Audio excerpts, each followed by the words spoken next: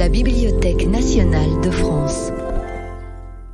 Dans le cadre du cycle de conférences consacré aux autrices oubliées de l'histoire littéraire, Justine Mangin présente Marianne Barbier qui s'illustra avec succès dans tous les genres littéraires en vogue au début du XVIIIe siècle. Alors avant toute chose, je tiens à remercier la Bibliothèque nationale qui nous accueille aujourd'hui, ainsi que celles et ceux qui ont rendu possible le maintien et la retransmission en ligne de cet événement. Je remercie tout particulièrement Pauline Le Goff, qui est à l'initiative de ce cycle de conférences, magistralement ouvert il y a 2 semaines, avec la présentation de l'œuvre de Catherine Bernard par Edwige Keller-Rabé, accompagnée d'Aurore Evin, qui est aujourd'hui aussi à mes côtés, et que je remercie d'avoir accepté de prêter sa voix à cette autre autrice oubliée, qu'est Marianne Barbier. Évidemment, beaucoup d'autres femmes de lettres du XVIIIe siècle auraient mérité d'être mises en lumière lors de ce cycle. Je pense notamment à Françoise de Graffigny, à Anne-Marie du Bocage ou encore à Olympe de Gouges. Autant d'autrices qui ont marqué la seconde moitié du XVIIIe siècle. Or, la carrière littéraire de Marianne Barbier, qui irait de 1701 avec la publication de ses premiers vers dans le Mercure galant, à 1745 avec l'édition de son théâtre complet, nous permet, au contraire, de nous intéresser à une période de l'histoire littéraire parfois méconnue, qui est celle du premier XVIIIe siècle. Période historiquement riche qui voit se succéder la fin du règne de Louis XIV, la Régence, puis le début du règne de Louis XV. C'est également une période d'importantes mutations esthétiques que Marianne Barbier va accompagner tout au long de sa carrière. Vous voyez ici recensées la plupart de ses œuvres que j'ai choisi de regrouper par genre littéraire afin de mettre en lumière l'activité polygraphique de cette autrice. C'est tout d'abord en s'emparant du grand genre de la tragédie que Marianne Barbier entend s'imposer dans le monde des lettres avec 4 tragédies représentées à la Comédie Française entre 1702 et 1710. L'autrice publie également dans les journaux de l'époque des poèmes, des écrits en prose, avant de lancer son propre périodique en 1714. Il faut encore ajouter à ces publications un recueil de nouvelles en 2 volumes, Le théâtre de l'amour et de la fortune. Enfin, elle se consacre à partir de 1715 aux genres à grand succès que sont l'opéra et la comédie. Son œuvre, dense et variée, lui vaut une reconnaissance de son vivant, favorisée par ses collaborations avec les grandes institutions du XVIIIe siècle, que sont la Comédie Française et l'Académie royale de musique.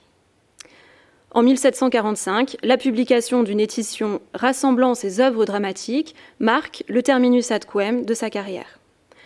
On le voit, le théâtre occupe une place importante dans l'œuvre de Marianne Barbier.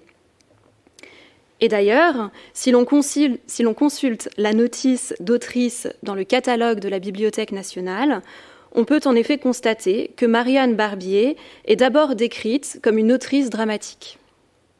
Mais l'on remarque aussi, dès la 2e phrase, qu'elle est présentée comme une collaboratrice de l'abbé Pellegrin, selon un procédé désormais bien connu de report de l'octorialité féminine vers des figures masculines contemporaines.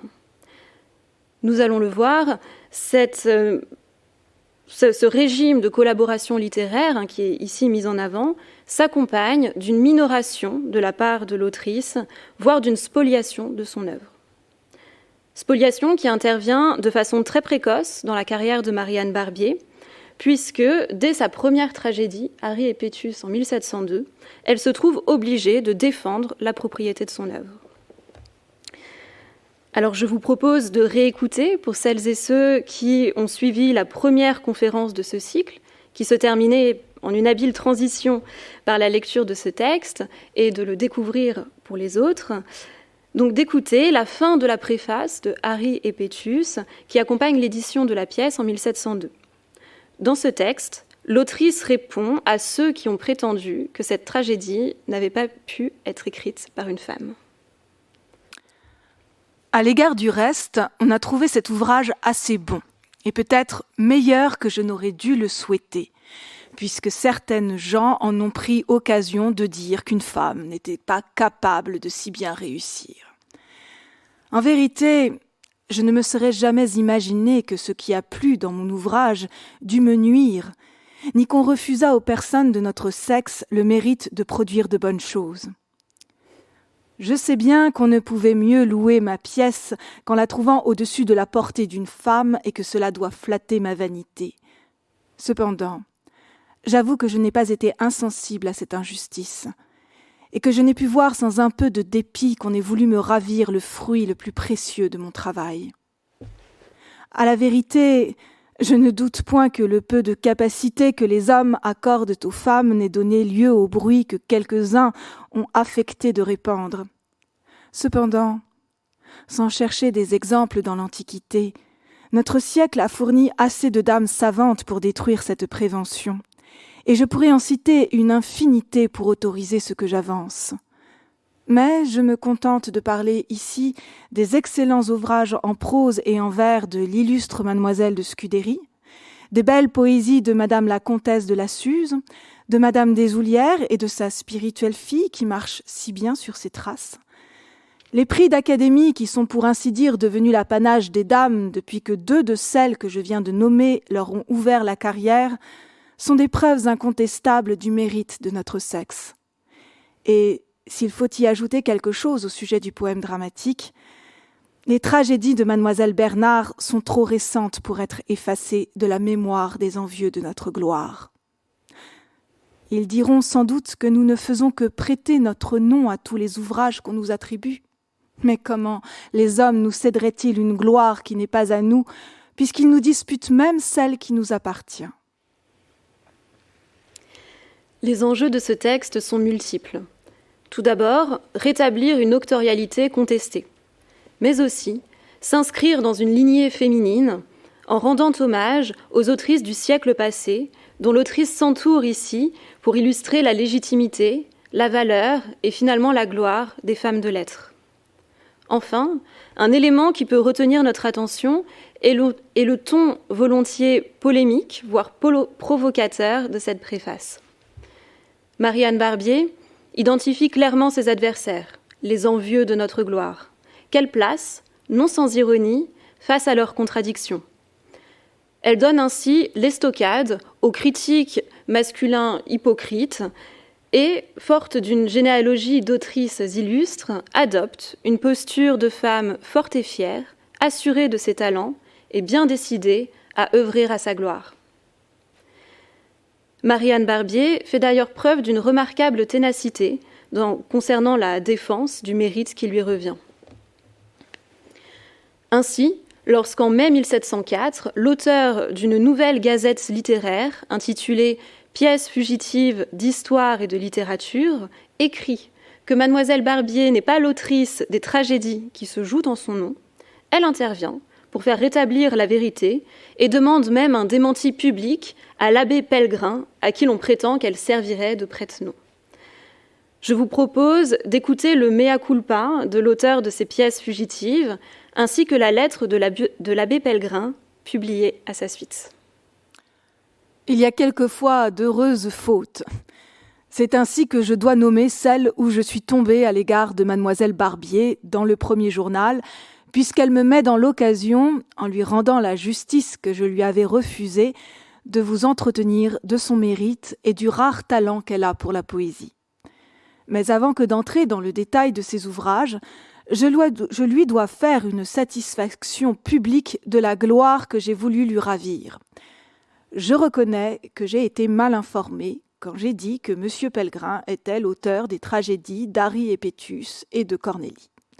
Cet avis m'était venu d'un lieu suspect, et je ne saurais mieux m'y prendre pour en détruire la fausseté que de joindre à ce désaveu la lettre de M. Pellegrin. La voici. Mademoiselle, je ne sais par quel endroit j'ai pu m'attirer une lettre aussi désagréable que celle qu'on vient de me rendre de votre part. On dirait que vous voulez que je sois complice de la fausseté qu'avance l'auteur du livre intitulé « Pièces fugitives ». Je ne crois pas que jusqu'ici vous m'ayez connu assez peu de probité pour me croire capable de vous dérober votre gloire. Cependant, Vous voulez bien que je vous avertisse que plus vous serez sensible au larcin qu'on veut vous faire, plus vos ennemis s'obstineront à vous chagriner. On le voit, le terme de gloire, qui se trouve également dans le titre de cette conférence, est ici central et mérite peut-être quelques éclaircissements.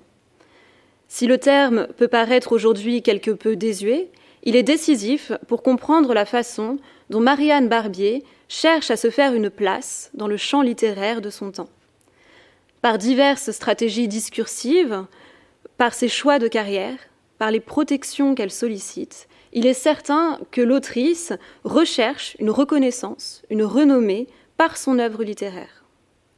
Une de ces stratégies consiste, à ses débuts, à revendiquer fortement un ancrage proprement féminin, en s'inscrivant dans une filiation avec des autrices de renom, en se plaçant sous le patronage de femmes influentes et en assumant un parti pris qui consiste à peindre les femmes en majesté, à représenter de façon privilégiée des héroïnes tragiques, imposantes et jalouses de leur gloire.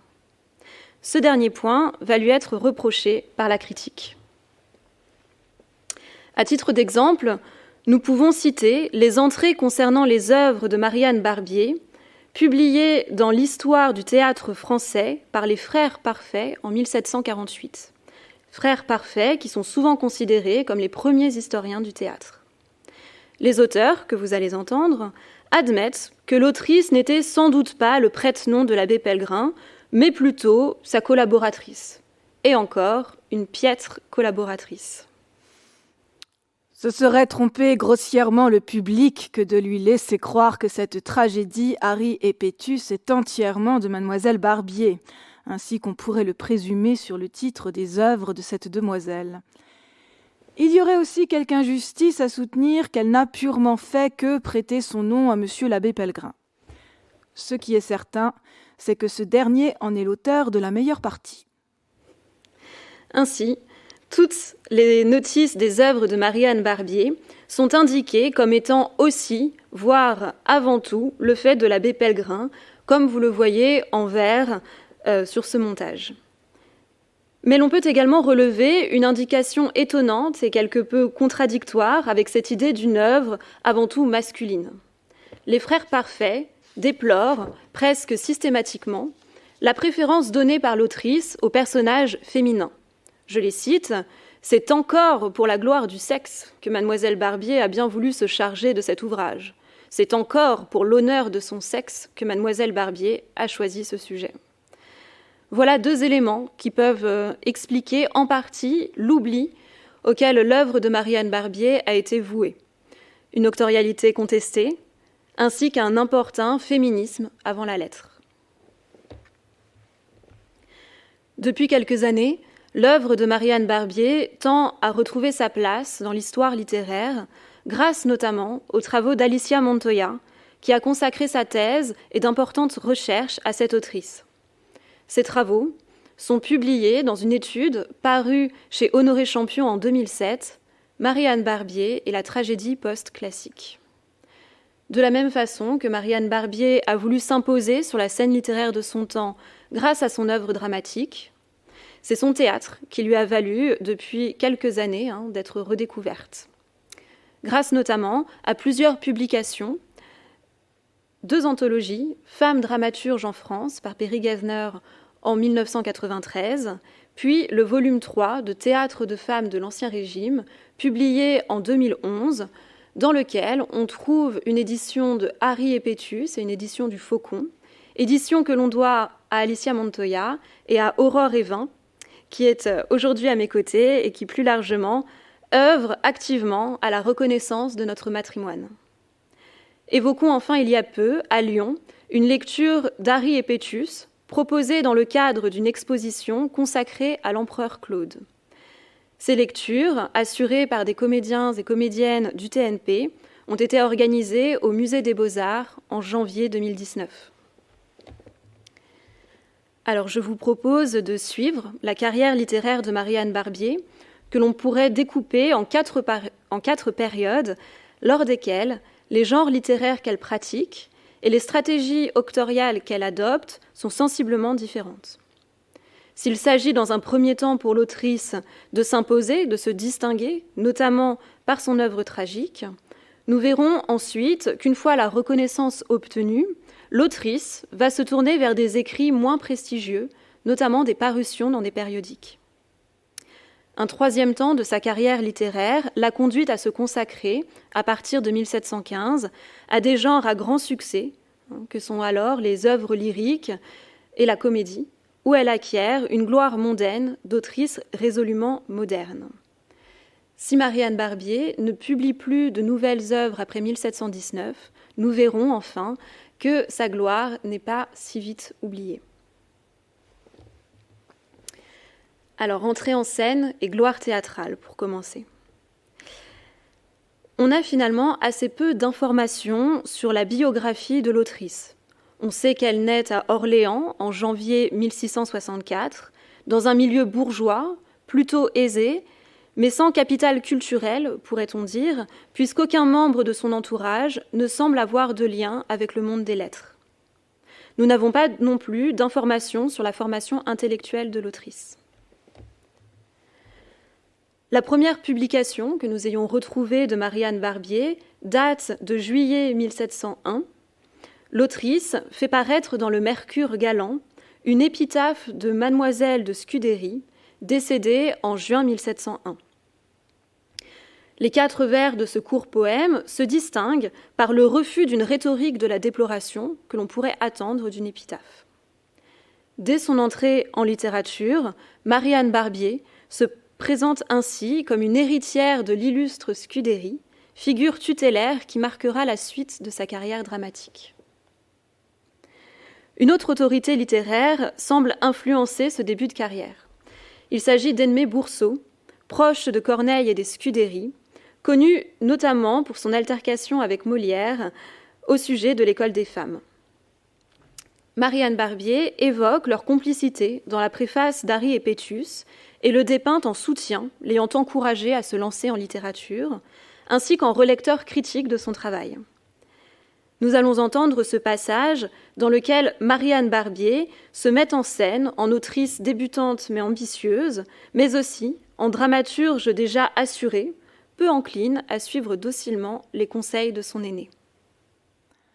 Feu Monsieur Boursault, qui était de mes amis, ayant vu quelques élégies de ma façon, qu'il disait être remplies de pensées et de sentiments, me persuada que je pourrais venir à bout d'un poème dramatique, si je l'entreprenais.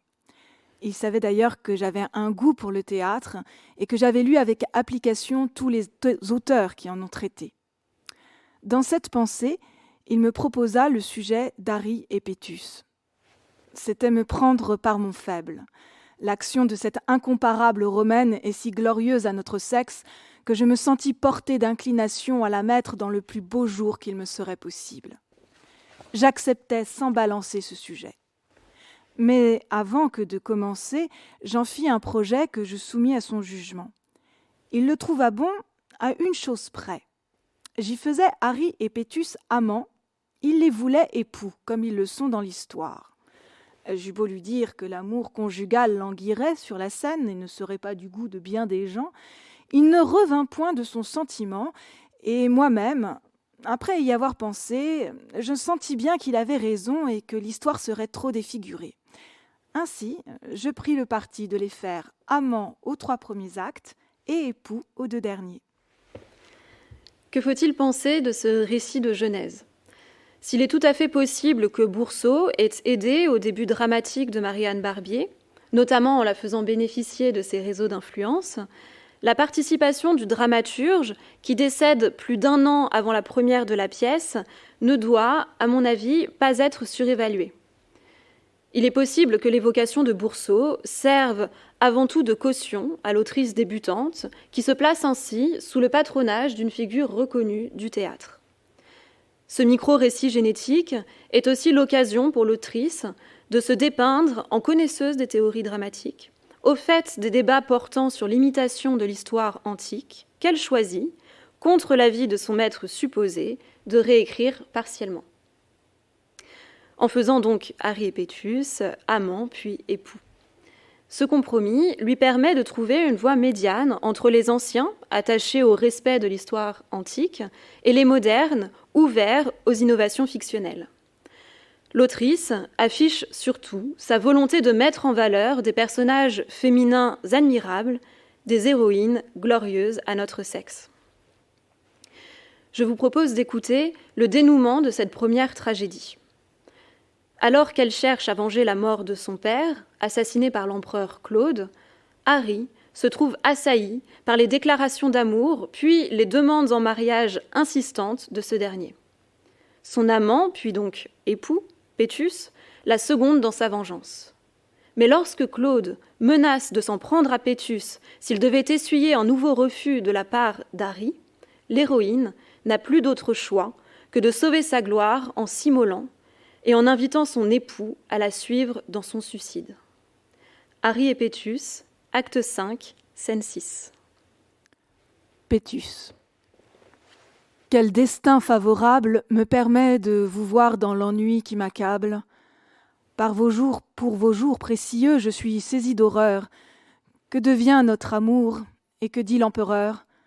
Madame, pour jamais vous aurais-je perdu ? Harry. Ah, de grâce, cessez un discours qui me tue. Affermissez mon cœur au lieu de l'attendrir. L'arrêt est prononcé, Pétus, il faut mourir. On veut, et sans frémir, je ne puis le redire, aux dépens de ma foi que j'accepte l'empire. Et qu'avec vos bourreaux, votre épouse d'accord vous conserve la vie en vous donnant la mort. Quoi ? Je pourrais vous perdre et vivre pour un autre ? Non, je dois mieux défendre et ma gloire et la vôtre. Vous me voyez, Pétus, pour la dernière fois. Mais puisqu'il faut mourir, mourez à votre choix. Et de votre destin soyez le seul arbitre. Disputez au tyran un si superbe titre. Quelle honte pour vous s'il vous traîne à l'autel pour y faire à son gré tomber ce coup mortel. Sauvez-vous, cher Pétus, de cette ignominie, et même en expirant bravez la tyrannie. De vos jours malheureux tranchez le triste cours. Je vous prête à regret un funeste secours. J'ai de nos ennemis trompé la prévoyance, et des revers du sort toujours en défiance, j'ai su porter sur moi de quoi braver ces coups. Et je ne croyais pas l'employer contre vous. Mais quoi ? Vous pâlissez, Pétus. Si je pâlis, madame, l'amour seul est l'auteur du trouble de mon âme. L'approche de la mort, et vous le savez bien, n'a jamais fait trembler un cœur comme le mien. Mais près de vous livrer aux fureurs d'Agrippine, je frémis à l'aspect du sort qu'on vous destine. Harry, et penses-tu, Pétus, que mon plus grand effort se borne seulement à te donner la mort, à t'ouvrir un chemin où je n'ose te suivre ? Non, non, d'un seul moment je ne puis te survivre. Pour moi, quand tu la perds, la vie est sans attrait. Nos liens sont trop beaux pour les rompre jamais. Bannis donc, cher époux, la frayeur de ton âme, et ne refuse pas l'exemple d'une femme. Elle tire un poignard et se frappe. C'est à la Comédie Française que cette première pièce est représentée. Créée par décret royal en 1680, le théâtre français, comme on disait alors, jouissait d'un monopole sur la représentation des tragédies. Il s'agit d'une institution prestigieuse grâce à laquelle auteurs et autrices peuvent espérer acquérir rapidement une gloire littéraire.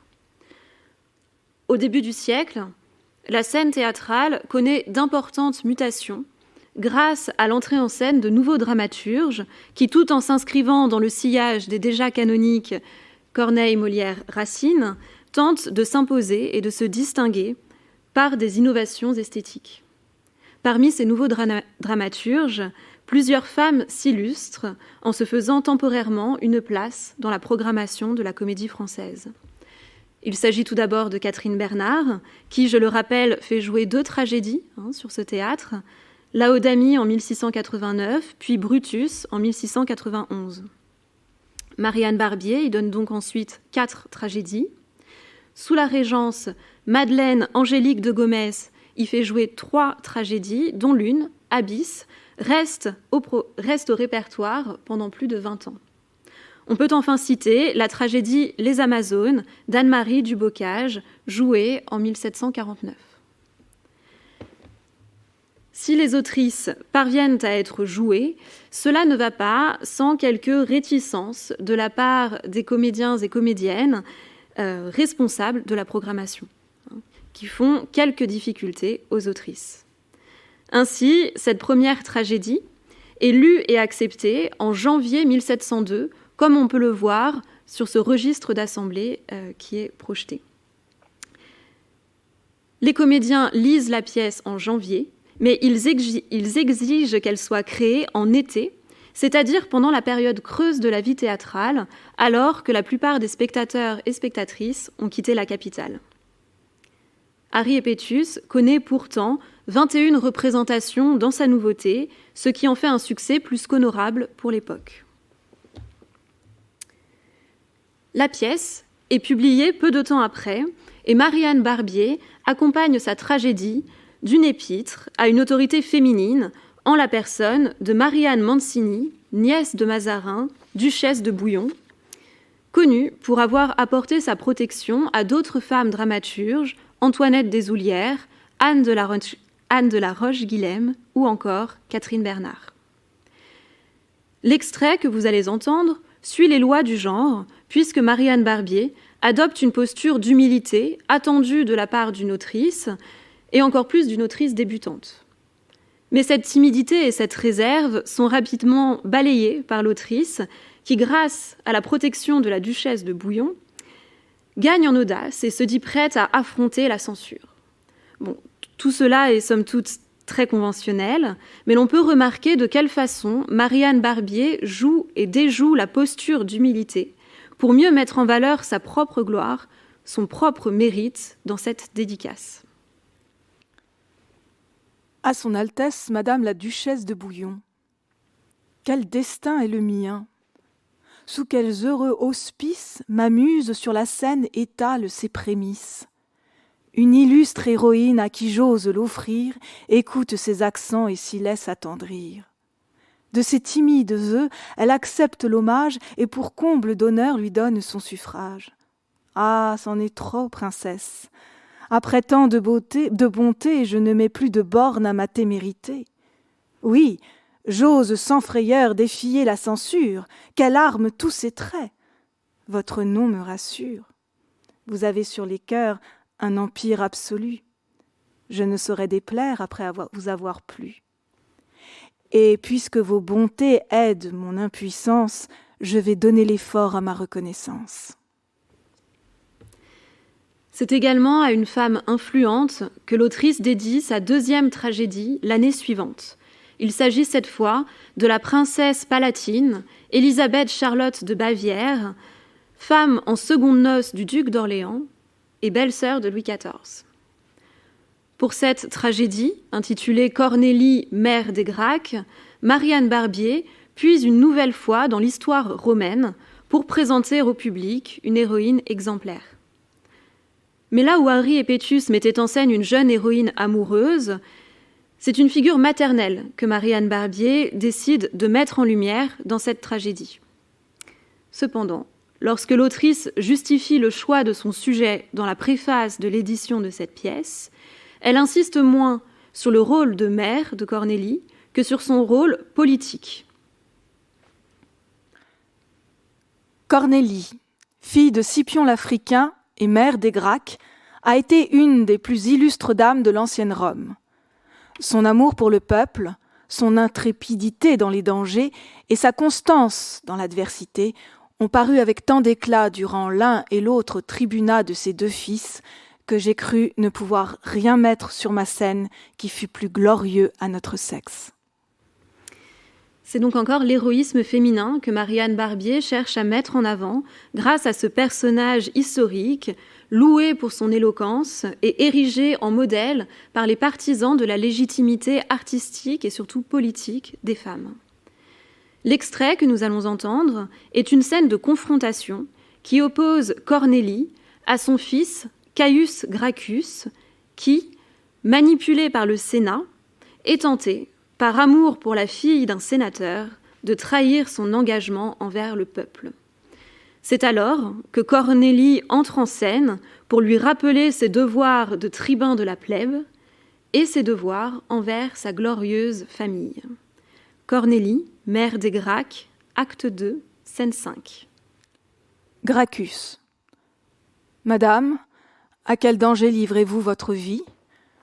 Le Sénat, animé d'un injuste courroux de mon frère et de moi, peut se venger sur vous. Ni sexe ni vertu n'arrêteront sa rage. Ah, mettez-vous de grâce à couvert de l'orage. Je le vois sans effroi, tout prêt à m'accabler, et ce n'est que pour vous que j'apprends à trembler. Cornélie. Eh, pensez-vous, mon fils, que la mort m'épouvante, et que dans le péril ma vertu se démente ? Mais qu'ai-je à craindre ici ? Les murs de ce palais ne m'entretiennent plus que d'hymen et de paix. Un mot de votre bouche a su calmer l'orage, et je viens en ces lieux jouir de votre ouvrage. Gracchus. Madame, je rougis d'avoir sans votre aveu pour sauver ma patrie éteint un si grand feu. J'allais voir en ce jour Rome en cendres réduite. Cornélie. Je ne puis qu'admirer cette sage conduite qui vous fait prévenir un orage éclatant. Mais le peuple Gracchus en sera-t-il content ? Sur le point d'être heureux et tout plein de vous-même, ne l'oubliez-vous point ce peuple qui vous aime ? Verra-t-il sans gémir votre félicité et sera-t-il au moins compris dans le traité ? Gracchus. Je me dois tout entier à la cause publique, madame. À ce seul soin il faut que je m'applique. Et Rome et mon amour en seront satisfaits. J'obtiendrai Licini, elle obtiendra la paix.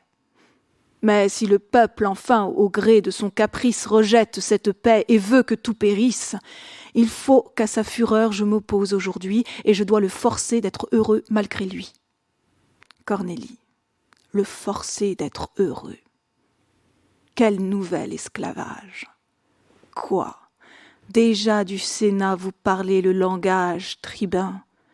Et depuis quand tout ce peuple à vos yeux n'est-il qu'un frénétique et qu'un capricieux ? Ah, si vous le peignez d'une couleur si noire, du grand Tibérius que devient la mémoire ? Ce qu'il fit pour le peuple est donc un attentat ? Son zèle n'aspirait qu'à renverser l'État ? Il suivit en aveugle une foule insolente ? Ah, cruel, respectez son ombre encore sanglante. Gracchus. À ce frère si cher je ne fais point de tort, mais plus je me rappelle et sa vie et sa mort, plus de ce peuple ingrat je connais l'injustice. Madame, permettez que je m'en garantisse. Mon frère ne périt que pour son intérêt, et ce peuple en fuyant prononça son arrêt. Autant que le Sénat, il lui devint contraire. Cornélie. Et c'est où je t'attends. L'as-tu vengé, ce frère ? Ce Sénat que tu vas protéger aujourd'hui, tout fumant de son sang, t'est-il plus cher que lui ? Tu te fais de sa mort une affreuse peinture, et ne le vois-tu pas privé de sépulture ? Triste jouet du Tibre, errant au gré des flots, attendre de toi seul un éternel repos ? Voudras-tu lui porter l'atteinte la plus vive ?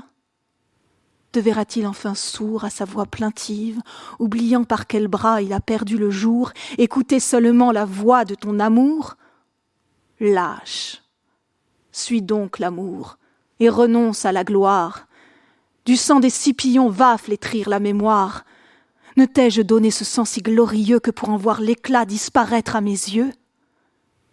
Dieu, de qui je reçus l'un et l'autre frère, n'était-ce pas assez que d'être une fois mère ? Ah, je m'applaudissais d'avoir porté 2 fils qui feraient quelque jour l'appui de leur pays.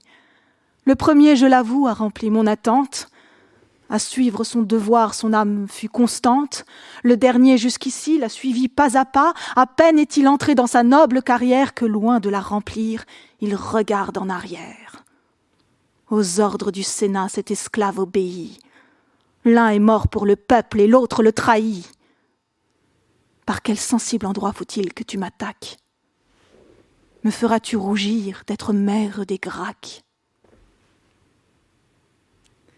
Ces deux tragédies, créées en l'espace d'1 an à la Comédie Française, assurent à l'autrice la reconnaissance littéraire qu'elle recherche, ainsi que des revenus substantiels grâce à la part d'autrice versée sur les recettes des représentations. Mais l'ambition de Marianne Barbier ne se satisfait pas de ces deux créations, comme le révèle le privilège de librairie qu'elle obtient en février 1703 en son nom et qui est reproduit ici dans l'édition originale de Cornélie. Le privilège ne s'applique pas en effet à cette seule pièce, mais lui est accordé pour 10 ans pour la publication d'un recueil de pièces de théâtre de sa composition, ce qui suggère déjà un projet dramatique et éditorial de vaste ampleur.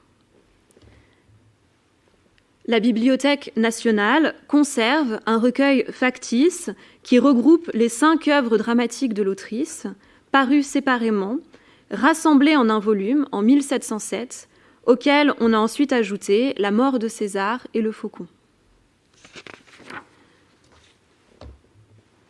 Pendant l'année qui suit, en 1704, Marianne Barbier publie quelques pièces poétiques qui confirment son attachement à des cercles mondains héritiers de la tradition précieuse. Cette influence se retrouve dans sa 3e tragédie, représentée à la Comédie Française en 1706, et inspirée du roman de Madeleine de Scudéry, Artamène ou le Grand Cyrus. Si le titre de la pièce, Thomiris, met une fois de plus en avant une héroïne, l'autrice s'éloigne de l'esthétique tragique de ses 2 premières créations. En effet, comme semble l'annoncer la gravure qui accompagne l'édition de cette œuvre, où l'on voit une femme brandir une tête décapitée, cette œuvre rompt avec ses premières créations. Thomiris ne présente pas un personnage féminin en majesté, mais une reine inquiétante et violente, en guerre contre Cyrus, mais éprise de son ennemi, qui voit son règne vaciller avant de prendre la résolution d'immoler son ennemi, dans des circonstances, vous allez le voir, particulièrement barbares. Nous allons entendre le récit de cette exécution horrible, rapporté à la fin de l'acte 5 à l'amante de Cyrus, Mandane. Artabase à Mandane. La victoire pour nous, hautement déclarée, déjà de vos prisons nous permettait l'entrée. Quand j'ai vu Thomiris, un poignard à la main, pour aller à Cyrus prendre un autre chemin. J'ai tremblé, j'ai suivi sa furieuse escorte. J'arrive au lieu fatal, on m'en défend la porte, on m'arrête, le sang coule de toutes parts. Des sites effrayés, je force les remparts, tout fuit. J'avance enfin, l'âme de crainte émue. Juste Dieu. Quel objet vient souffrir à ma vue, mes soldats consternés en poussent 1000 cris. Une troupe barbare entoure Thomiris, tandis que par 3 fois, sans qu'aucun cri l'arrête, dans un vase de sang elle plonge une tête. Et dit à chaque fois, d'un ton mal assuré, sous le toit de ce sang dont tu fus altéré. Tout tremble, tout frémit à ce discours horrible. Tout est saisi, tout garde un silence terrible. Le soleil se couvrant d'un voile ténébreux semble se refuser à ce spectacle affreux. Thomiris elle-même, autrefois si cruelle, oublie en ce moment sa fureur naturelle, et ses yeux, condamnant son projet inhumain, n'osent envisager l'ouvrage de sa main. Et quels yeux soutiendraient cet objet effroyable ? Quel cœur jusqu'à ce point serait impitoyable ? Les traits de votre amant dans le sang confondu n'offrent plus qu'une plaie à mes sens éperdus. Et dans la juste horreur dont mon âme est saisie, j'y cherche vainement le vainqueur de l'Asie.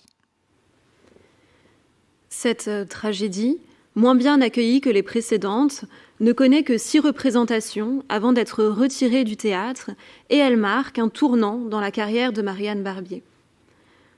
Tout en s'inspirant du roman de Scudéry, l'autrice prend ses distances avec l'esthétique galante et précieuse pour explorer une dramaturgie beaucoup plus sombre, voire sordide.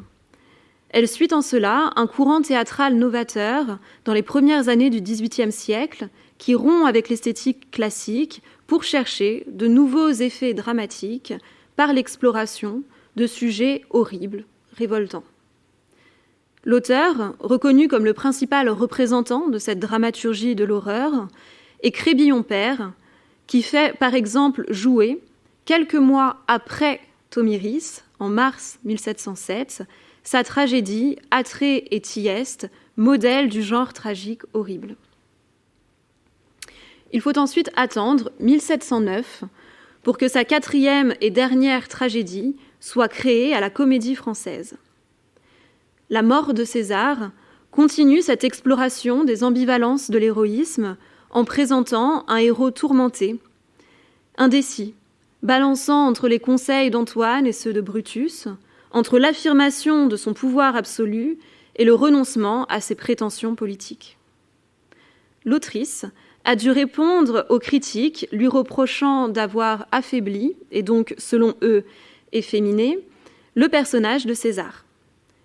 Dans la préface de la pièce, elle assume ses choix dramaturgiques et, en autrice désormais aguerrie, se réclame d'Aristote et justifie cette complexité du personnage par une attention scrupuleuse à l'esthétique tragique.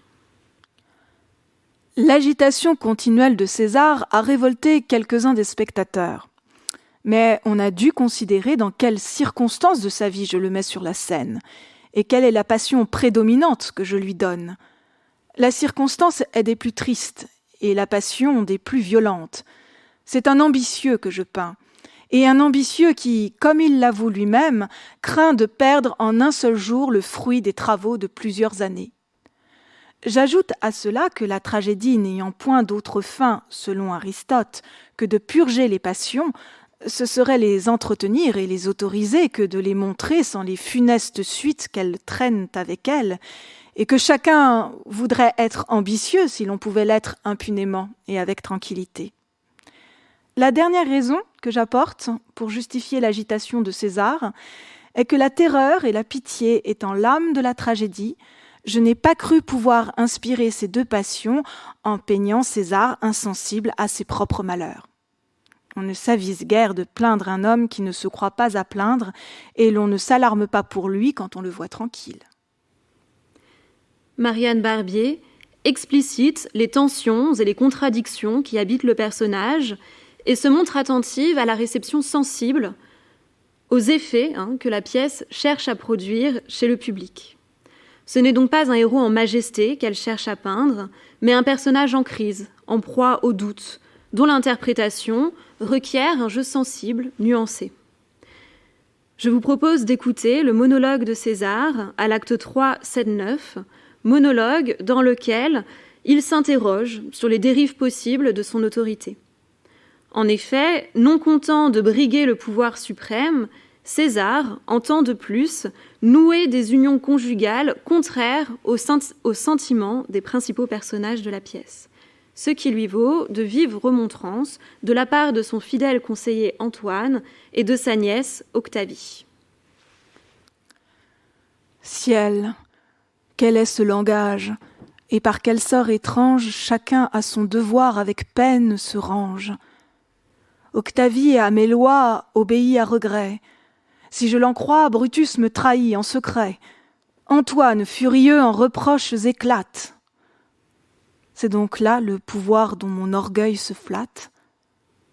Oh, combien est à plaindre un cœur ambitieux. Les rois sont vainement les images des dieux, ils ne sauraient jouir de cette paix profonde que goûtent dans les cieux ces arbitres du monde. Car enfin, sont-ils bons, règnent-ils en vrais rois? Il faut qu'à leur sujet ils conforment leurs lois. Règnent-ils en tyrans, sont-ils inexorables? Sans pouvoir être heureux, ils sont des misérables. Prends ton parti, le trône a pour toi des appas, vois donc si des vrais rois tu veux suivre les pas. Ou si tu veux choisir les tyrans pour modèle. Mais quoi? Tu cours déjà sur les traces cruelles, ton pouvoir faible encore attend sur les cœurs. Octavie à tes yeux gémit de tes rigueurs, tu lui donnes la mort en l'appelant ta fille, et tu deviens tyran jusque dans ta famille. Il est possible d'observer une évolution entre ces 4 tragédies créées entre 1702 et 1709. Si Marianne Barbier continue de mettre en scène des personnages féminins forts et révoltés, comme l'est tout particulièrement Porcy dans La mort de César, son attention se déporte progressivement vers des personnages ambivalents, à l'héroïsme vacillant, dont la fragilité fait l'intérêt de la pièce.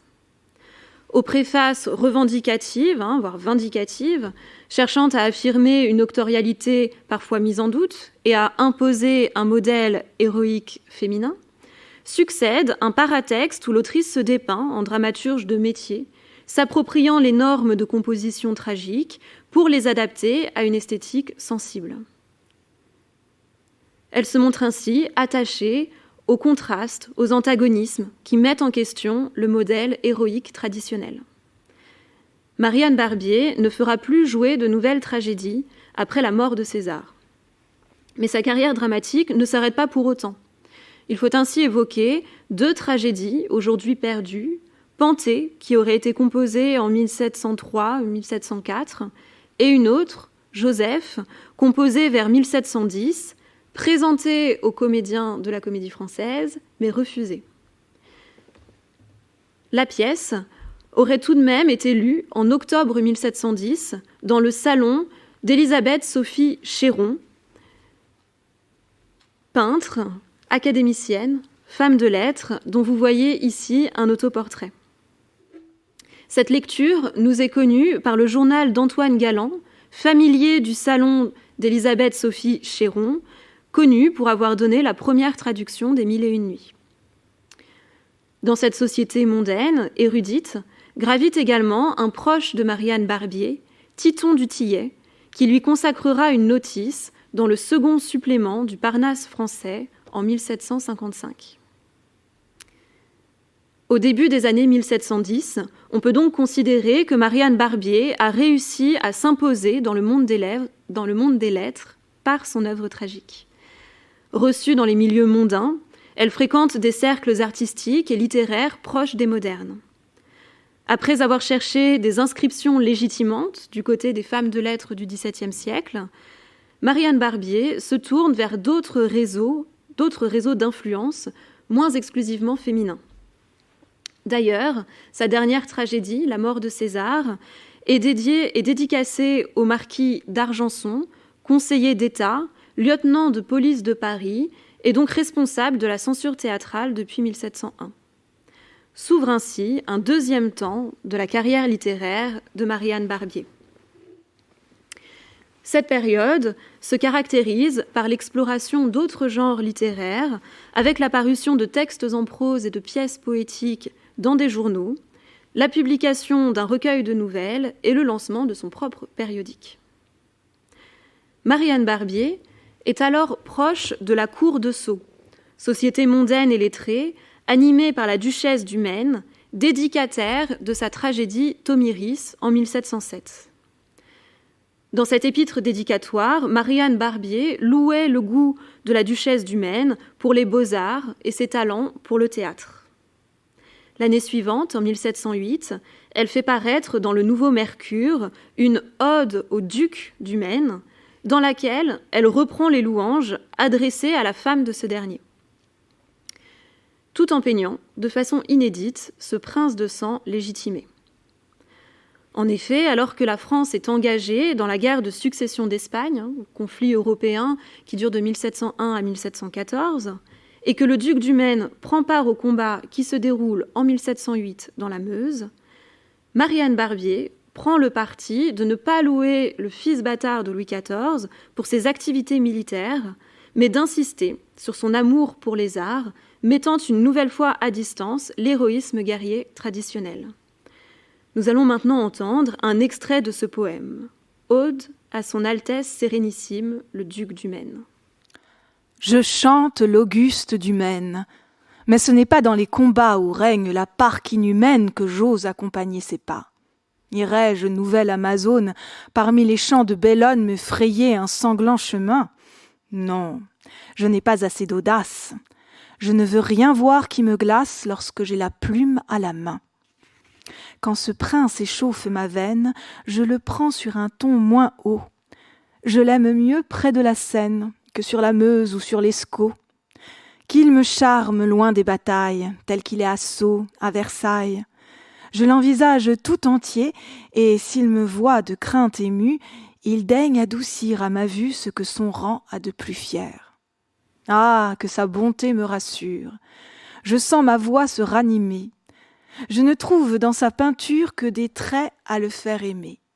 Près d'une épouse jeune et belle, toujours amant, toujours fidèle, les moments lui semblent si doux que l'on dirait que l'hyménée, depuis une seule journée, vient d'en faire un heureux époux. Si dans son palais magnifique je porte un regard curieux, une savante république de tous côtés frappe mes yeux. J'y vois, comme dans un lycée des beaux-arts, la troupe empressée remplie de différents emplois. Ici, Thalie ouvre la scène, la Terpsichore et Melpomène célèbrent les dieux et les rois. Dans les années qui suivent, Marianne Barbier publie une ode sur la justice à d'Argenson et une ode à l'abbé Bignon, confirmant un nouveau réseau de protection masculin et proche du pouvoir royal. Il ne s'agit donc plus pour l'autrice de louer des femmes illustres et de reprendre des motifs précieux, mais de se présenter en autrice intégrée au cœur de la vie littéraire et de l'actualité politique de son temps. Mais son activité journalistique ne se résume pas à quelques louanges adressées à de grands hommes d'État. Forte de sa carrière de tragédienne et de ses connaissances de l'art dramatique, elle fait également paraître dans le Nouveau Mercure une dissertation sur l'Oedipe de Corneille, dans laquelle elle n'hésite pas à examiner, d'un point de vue critique, la tragédie de son illustre prédécesseur. Alors, je vous propose d'écouter le début de cette dissertation. Quoique l'Oedipe de Corneille puisse tenir un rang assez considérable entre le Cid, Rodogune, Cinna et les Horaces du même auteur, et qu'on ne s'aperçoive pas que cet incomparable maître commençait à vieillir quand il y travailla, on ne peut pas dire cependant que ce soit une pièce parfaite. Après une analyse détaillée et, vous l'aurez compris, critique de la pièce de Corneille, l'autrice conclut ainsi son examen. Voilà ce que j'ai remarqué dans l'Oedipe de Corneille. Mon entreprise est des plus hardies, mais ces sortes de dissertations ont toujours leur utilité. Ne dussent-elles servir qu'à nous faire tenir sur nos gardes en voyant que les plus grands hommes n'ont pas été exempts de faillir. Marianne Barbier s'affirme ici en professionnelle du théâtre, représentante d'une nouvelle génération de dramaturges, émancipée de la tutelle des auteurs classiques et engagée dans la mutation des formes canoniques. Elle publiera 2 autres critiques de ce type, dont l'une pour critiquer une tragédie de Lagrange Chancel, dramaturge important du 1er XVIIIe siècle, avec lequel elle se montre assez sévère. Pourtant, elle se défend de proposer un ouvrage simplement polémique. Cet examen critique doit, selon elle, servir au progrès de la forme dramatique, comme nous allons l'entendre. Il serait à souhaiter que tous les ouvrages d'esprit fussent critiqués. On ne verrait pas régner tant de négligence dans les belles lettres, et les auteurs seraient plus en garde contre le jugement des Aristarques de leur siècle. Mais il ne serait pas moins à souhaiter que les critiques fussent plus assaisonnés de sel que remplis de fiel, comme on les voit presque tout aujourd'hui. On a plutôt envie de déchirer la réputation de l'auteur qu'on censure, que d'instruire le public à qui on fait part de ses réflexions. Je tâcherai de m'éloigner d'une fin si vicieuse, et je commence par la condamner pour donner des armes contre moi en cas que je m'oublie comme font tant d'autres.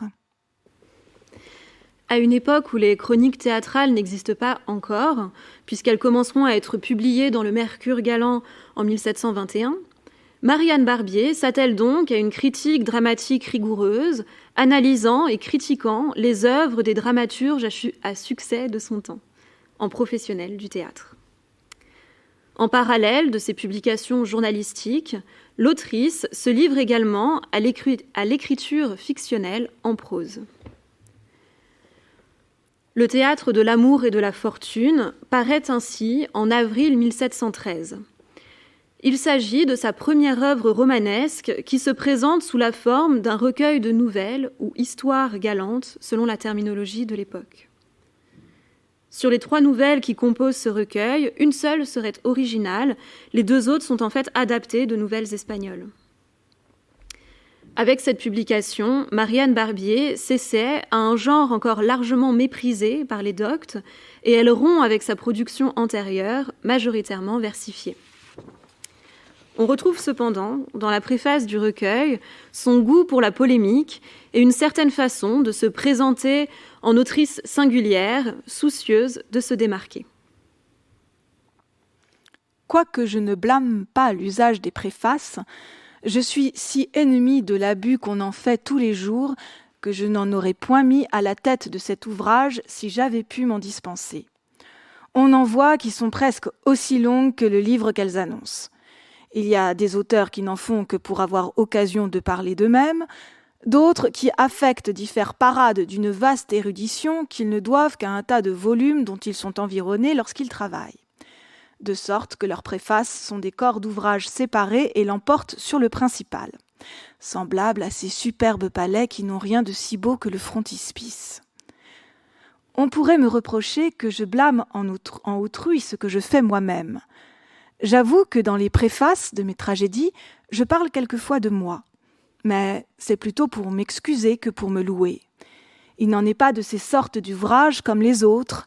La représentation et par conséquent la critique précèdent l'impression et les préfaces servent à répondre aux objections bien ou mal fondées. Mais je m'aperçois qu'insensiblement je perds de vue la fin que je me suis proposée dans celle-ci. Je reviens à mon sujet. J'ai dit que je me serais dispensée de mettre une préface à la tête de cet ouvrage si j'avais pu. Il ne me reste plus qu'à prouver la nécessité de le faire. Je commence par justifier le titre de mon livre. J'aurais pu l'appeler « Recueil d'histoires galantes », mais mon ouvrage aurait été confondu avec une infinité d'autres qui ont paru sous ce nom. Et ce n'est que pour éviter cet inconvénient que je lui ai donné celui de « Théâtre de l'amour et de la fortune ». Voilà ma préface finie en peu de mots. J'ajouterai encore que je donnerai de temps en temps un volume semblable au premier, si le public me fait connaître qu'il l'approuve. On le voit, Marianne Barbier joue malicieusement des codes des écrits préfaciels pour proposer une critique ironique des préfaces d'érudition, ce qui peut se lire comme une estocade portée aux partisans des anciens qui condamnent le genre romanesque. Peu de temps après la publication de ces 2 volumes de nouvelles, l'autrice s'empare d'un autre type de parution en vogue à l'époque, les périodiques littéraires. Les saisons littéraires, ou mélange de poésie, d'histoire et de critique, dont le premier volume paraît en 1714, est composé sur le modèle du Mercure galant. Son ambition est de rendre compte de la vie littéraire du temps, tout en proposant quelques poésies de circonstances et des écrits, des récits à la mode.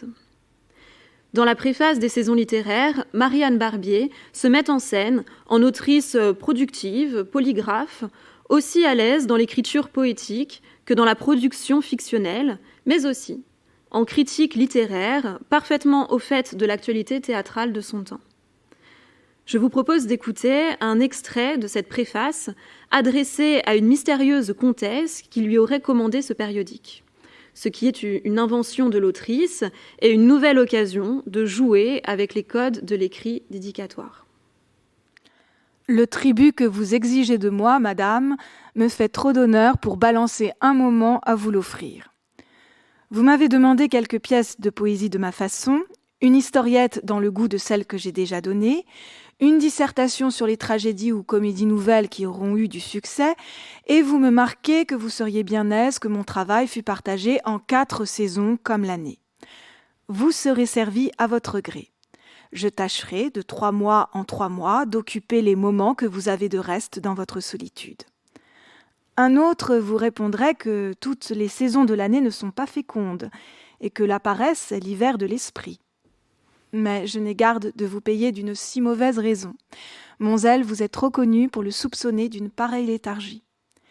Je ferai de mon mieux pour soutenir la flatteuse idée que vous vous êtes faite de mes productions.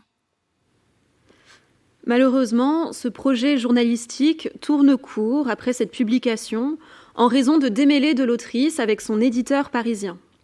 Le deuxième volume ne paraît qu'en 1722 à Rouen, dans un tirage très limité.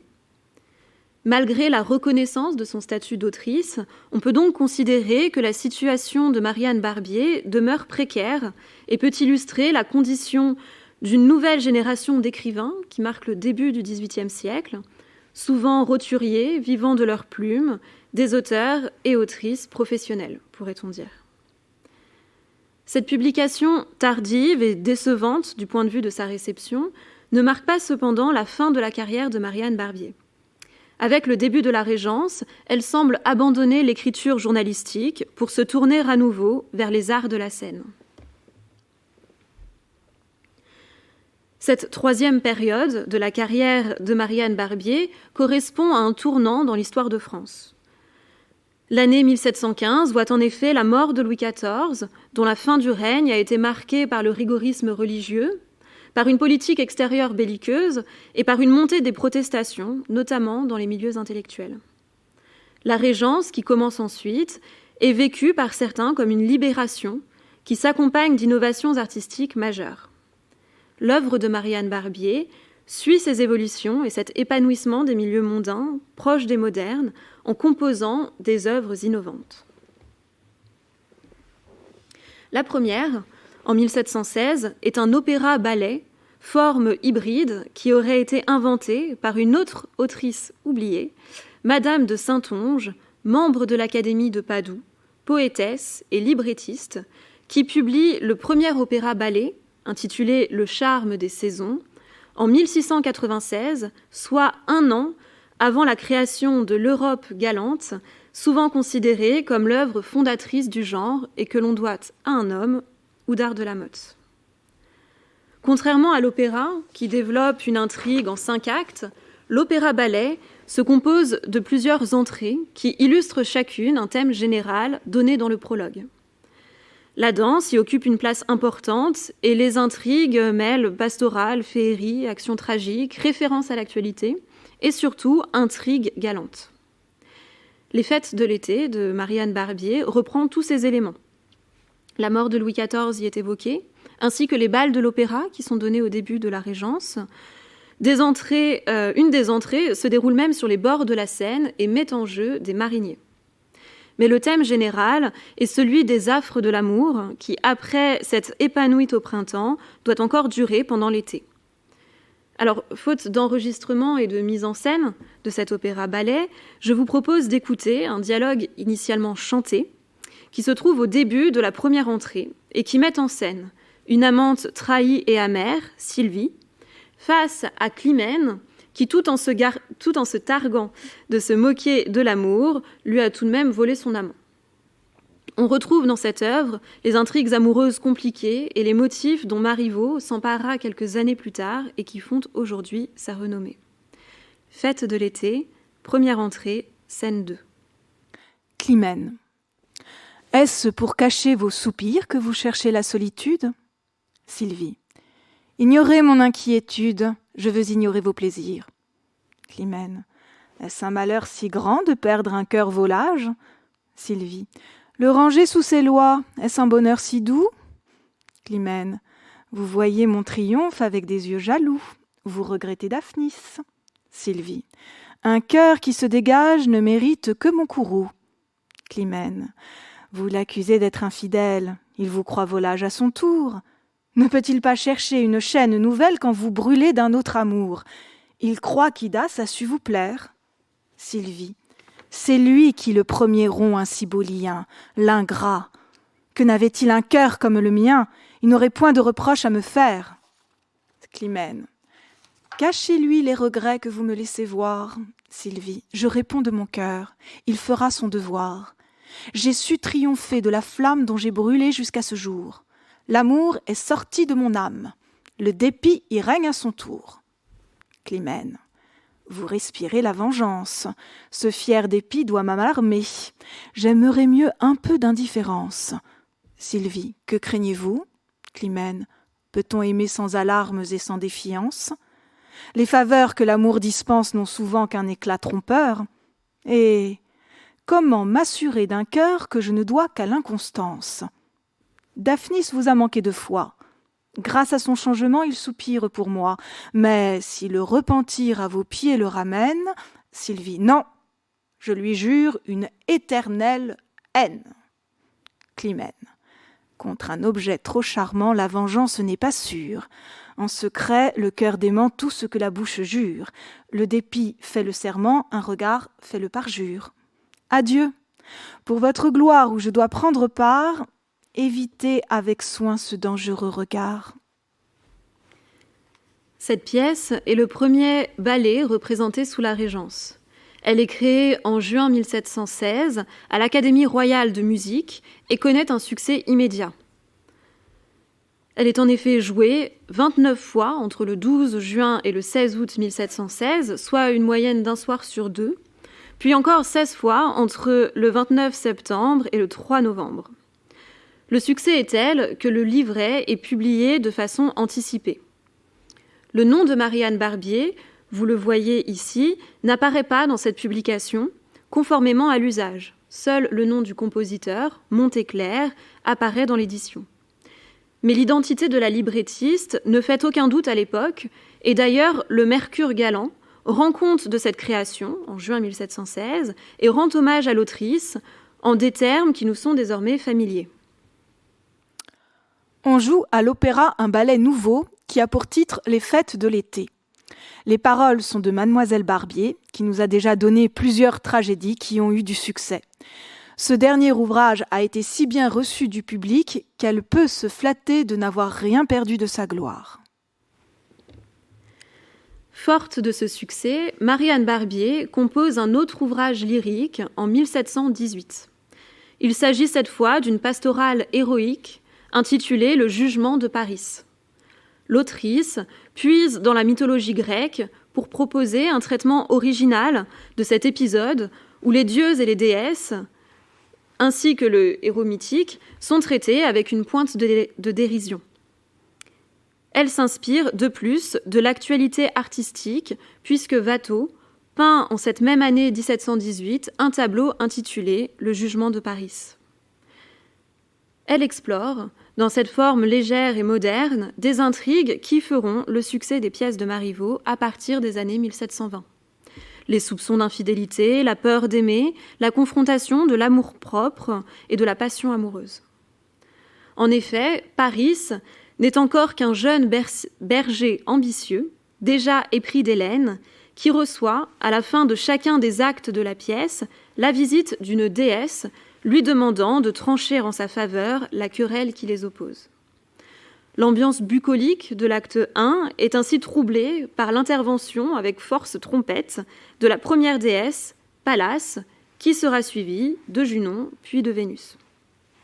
Pallas annonce à Paris une future gloire héroïque. Le dialogue que nous allons écouter se trouve à l'acte 2 et met en scène Paris face à sa promise, Œnone, qui le soupçonne, à raison d'inconstance. Paris. Approchons. Elle fuit. Où portez-vous vos pas ? Œnone. Va, retourne auprès de Pallas. Laisse-moi fuir qui m'abandonne. Paris. Se peut-il que Pallas vous alarme en ce jour ? Entre la gloire et l'amour, souffrez que je me partage. Ce n'est pas être volage que les suivre tour à tour. Œnone. Non. Vous ne m'aimez plus. Mon malheur est extrême. Depuis votre retour, je vous cherche en vous-même. Vous n'avez plus pour moi ce tendre empressement qui faisait mon bonheur suprême. Je revois en vous ce que j'aime, mais je n'y vois plus mon amant. Paris. Songez quelle est la gloire où mon destin m'appelle, est-ce à moi de la négliger ? Œnone. Je vois ton cœur prêt à changer. Que me sert ta gloire nouvelle ? Peut-elle me dédommager d'une ardeur autrefois si belle ? Mon amant n'était qu'un berger, mais ce berger m'était fidèle. Paris. Laissez-moi m'occuper le reste de ce jour du soin où Jupiter m'engage. Œnone. Pourquoi faut-il, ingrat, que ton cœur se partage quand le mien est tout à l'amour? Tu ne réponds rien. Ce reproche te blesse. Je vois ton embarras, tu détournes les yeux. Va, c'est trop te gêner, fuis. Paris, moi que je vous laisse, non. Plus tu demeures en ces lieux, plus tu jouis de ma faiblesse. Ma fierté devant toi ne peut que se trahir. Tu lui fais trop de violence. Et tu m'ôtes par ta présence la liberté de te haïr. Fuis, encore une fois, va, ton aspect m'offense. On retrouve ici un thème cher à l'autrice, celui de l'opposition entre la gloire et l'amour. À ceci près que la recherche de gloire conduit ici le héros à être parjure, menteur et lâche. Ce qui permet à l'autrice de proposer un traitement satirique de cet épisode bien connu. La pièce est jouée à l'Académie royale de musique le 1er juin 1718 sur une musique de Bertin de la Douai. Cette fois encore, le nom de l'autrice n'apparaît pas dans l'édition du livret, mais Christophe Ballard, qui en reproduit un extrait dans son recueil d'airs sérieux et à boire, en juin 1718, signale, je le cite, que les paroles de cette pastorale héroïque sont de Mademoiselle Barbier et la musique de Monsieur Bertin. On peut dès lors s'étonner de l'attribution persistante de ces deux œuvres à l'abbé Pellegrin, qui certes compose lui aussi des opéras à cette période, mais qui n'est nullement l'auteur de ces deux livrets. À la faveur de cette confusion, une pièce, Les plaisirs de la campagne, de l'abbé Pellegrin cette fois, s'est retrouvée greffée a posteriori au corpus des œuvres de Marianne Barbier. Il me reste à évoquer la dernière œuvre connue de Marianne Barbier, une comédie en vers intitulée Le Faucon, dont la création s'inscrit dans le cadre d'une rivalité entre les institutions théâtrales que sont la Comédie Française et la Comédie Italienne. Cette rivalité est parfois désignée comme la guerre des théâtres, guerre dans laquelle Marianne Barbier va une dernière fois s'illustrer. En effet, en août 1719, le Nouveau Théâtre italien fait jouer une pièce de Fuselier, auteur à succès, inspirée d'un conte de La Fontaine intitulé Le Faucon.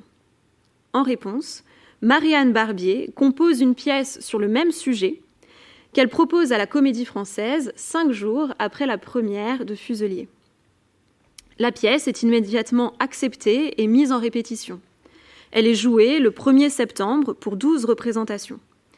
Marianne Barbier y traite à nouveau de la peur de l'inconstance et de la défiance envers l'amour, comme nous allons le voir dans cette scène où la servante, Lisette, confronte sa maîtresse, Axiane, qui fait languir son amant, Frédéric, lequel s'est ruiné pour lui plaire et à qui il ne reste plus qu'un faucon pour seul bien.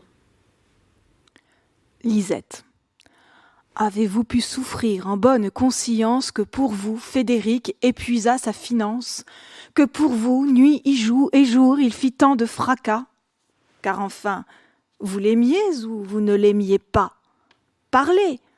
Si vous l'aimiez, c'est un trait détourdi, si vous ne l'aimiez pas, c'est une perfidie. Ça, que répondez-vous sur l'un et l'autre point? Axiane. Que j'aime Frédéric, que je ne l'aime point, qu'importe. Lisette. La réponse est un tant soit peu normande, et c'est ce qu'on appelle éluder la demande. Axiane. Moi, je n'élude rien, choisis ce que tu veux, j'aime, je n'aime point. Lisette. Lequel choisir des deux? Axiane. Tout est égal pour moi. Lisette. Me voilà bien instruite. Quoi? Dans tous vos discours, trouvez suite sur suite, je m'y perds. Axiane. Mais pourquoi me presses-tu si fort? C'est que de Frédéric je déplore le sort. Va, ne le plains pas tant. Quoi? Serait-il possible qu'enfin à son amour votre cœur fût sensible? Je ne dis pas cela. Quoi donc? Que Frédéric peut-être n'aime point. Ah ah, voilà le hic. Nous n'osons pas aimer, ou nous n'osons le dire que sur de bons garants que pour nous on soupire. Mais quel garant plus sûr voulez-vous de l'amour dont Frédéric pour vous brûla jusqu'à ce jour?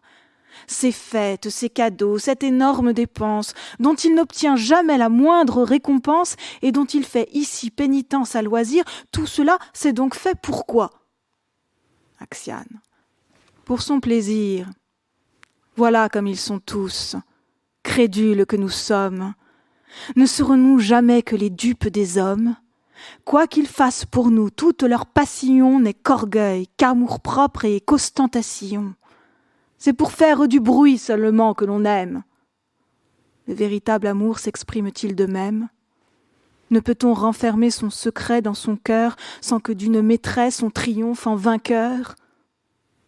Je rends à Frédéric un peu plus de justice, et s'il faut te parler enfin sans artifice, mon cœur le distinguait du reste des amants.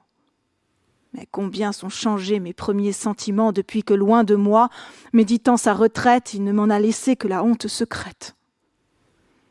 L'inconstant, à mes yeux soigné de se cacher, triomphe et me réduit à venir le chercher. Que dis-je ? Sans raison, vois si je le condamne. Un oiseau qu'il chérit lui tient lieu d'Axiane. Et je vois dans son cœur succéder en ce jour la fureur de la chasse au transport de l'amour. Et tu le plains encore ? C'est moi que tu dois plaindre. Nisette. Que j'aime à voir enfin que vous cessiez de feindre. Je me doutais déjà que vous l'aimiez un peu. Cette comédie, dont le manuscrit de Souffleur est conservé à la bibliothèque musée de la Comédie Française, est la dernière œuvre connue de l'autrice. Marianne Barbier a 55 ans. Elle s'illustre pendant la Régence dans les genres lyriques à la mode, prisés des modernes, et n'hésite pas à jouer un rôle polémique dans la vie théâtrale de l'époque, à l'occasion de cette guerre des théâtres. Après cette action d'éclat, elle semble se retirer de la vie littéraire, mais son œuvre n'est pas immédiatement oubliée pour autant.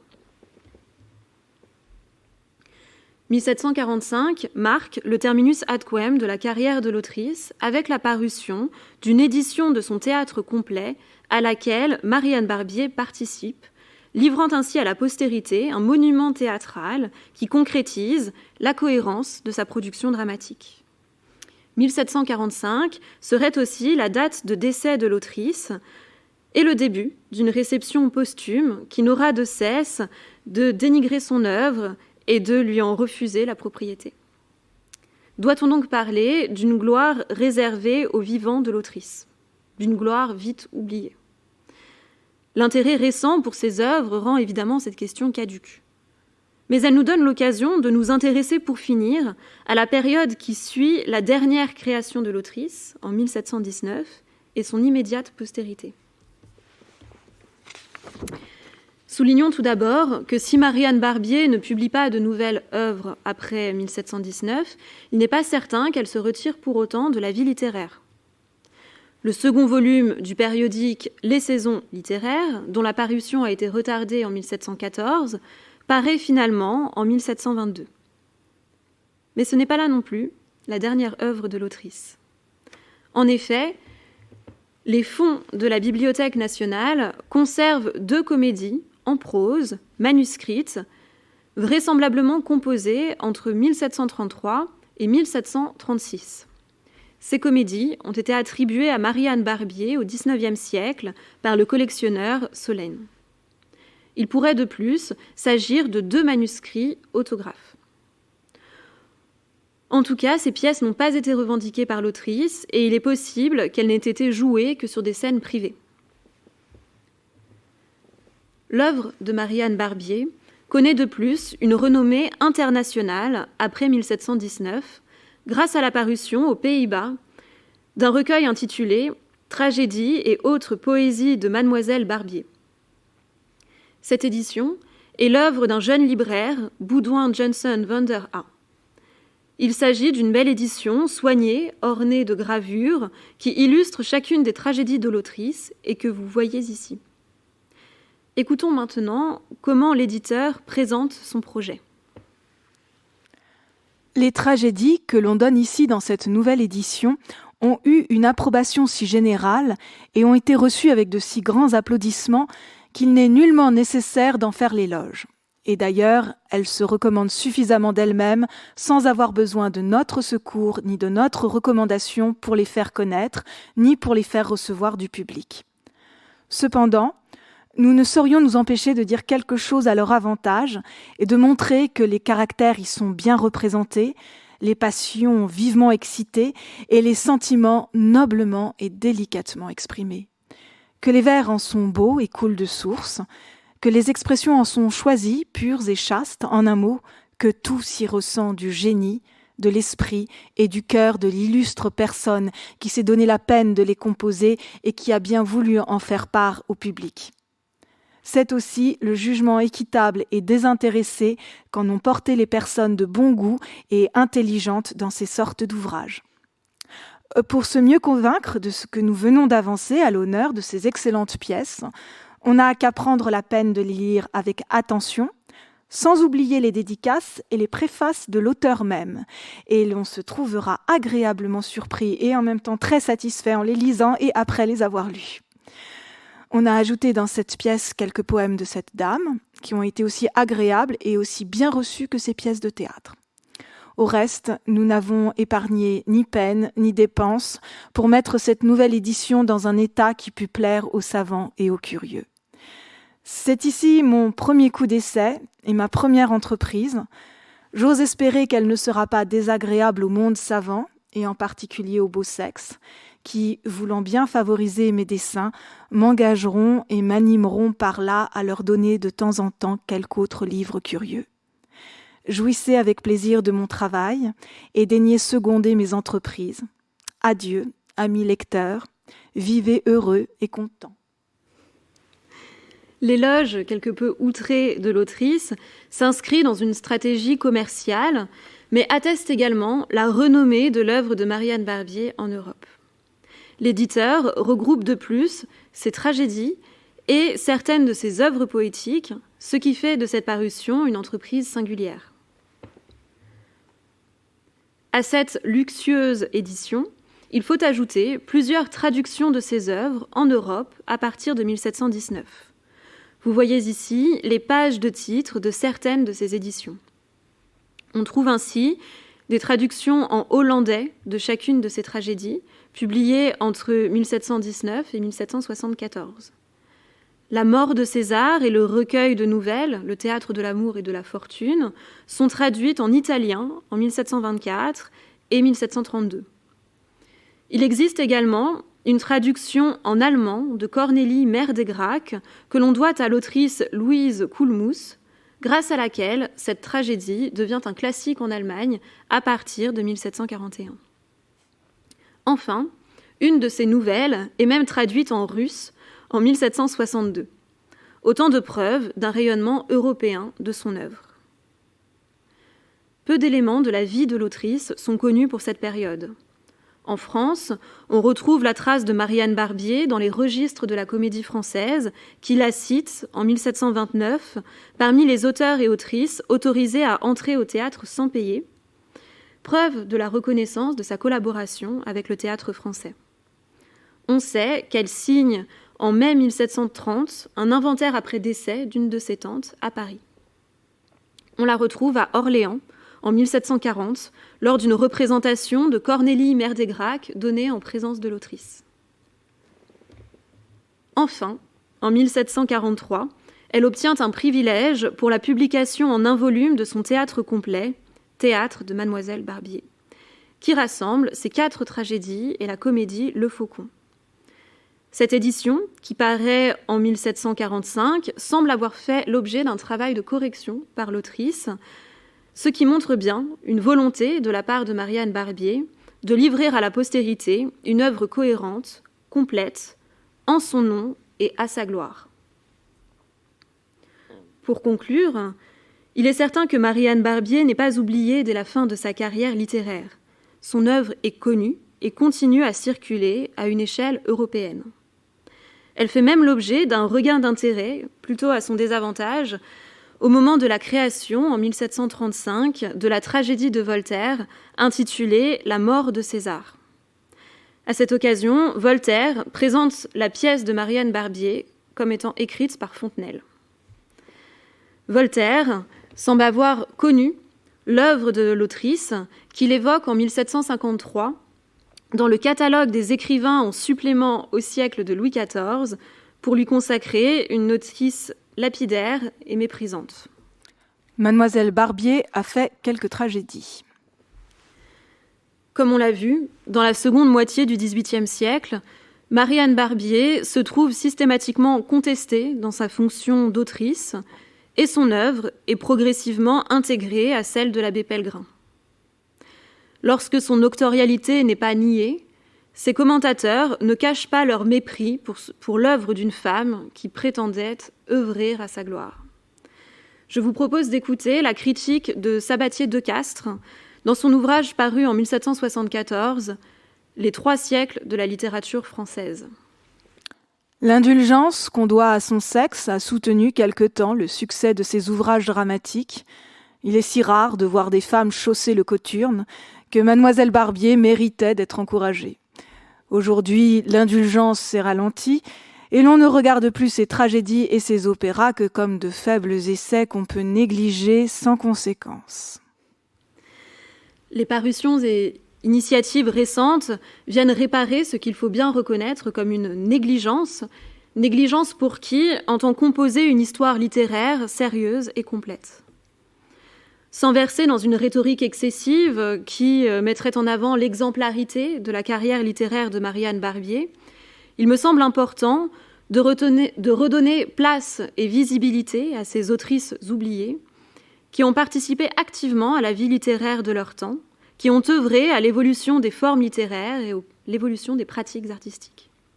Il me semble de plus que réinscrire ces autrices dans une histoire littéraire qui ne serait plus exclusivement écrite au prisme du masculin permet de lire à nouveau frais des œuvres aujourd'hui considérées comme canoniques et de redécouvrir des périodes de l'histoire littéraire souvent méconnues.